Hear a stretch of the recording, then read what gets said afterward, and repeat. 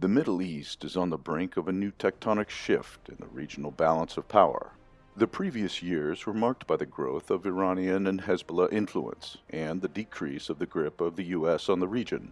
January 2020 started with the new Iranian-US confrontation that had all chances to turn into an open war. August 2020 appeared to be marked with the first peace agreement between an Arab state and Israel in more than 25 years.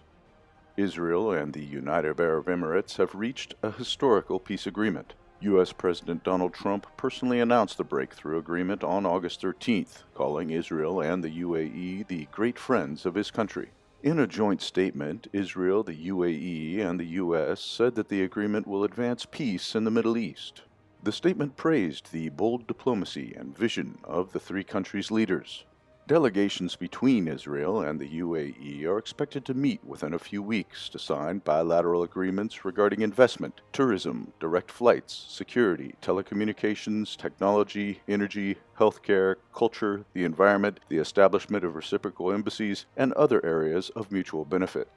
In the framework of the peace agreement, Israel will suspend declaring sovereignty over areas outlined in Netanyahu's vision for peace in the West Bank.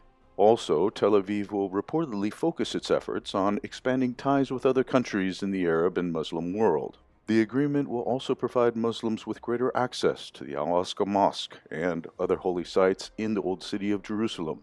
It still remains in question how Israel will comply with its part of the deal, as the annexation of Palestinian territories is the cornerstone of its regional policy. In the near future, the United States will likely work to motivate other Gulf states to follow the UAE's footsteps. In particular, another U.S. regional ally, Saudi Arabia, is already known for keeping close ties with Israel in the field of security and military cooperation. Both states are allies of Washington and are engaged in a regional standoff against the Iranian-led coalition of Shiite forces. The support of the UAE-Israeli agreement is also a logical step for the Trump administration's regional policy, which is based on two main cornerstones: the unconditional support of Israel and the confrontation with Iran. Through such moves, Washington may hope to create a broader Israeli-Arab coalition through which it will try to consolidate the shrinking influence and contain the ongoing Iranian expansion in the region. At the same time, the overtures with Israel, which has undertaken wide and successful efforts to destabilize neighboring Arab states, could cause a public backlash among the Arab population and contribute to its further dissatisfaction with the course of its leadership. All of these developments, together with the consistent Iranian policy aimed at the defense of Palestinians, will increase the popularity of Iran, not only as the defender of Shiites across the Middle East, but of all Muslims in general. Tehran has been seeking to achieve this goal for years and has achieved some progress so far.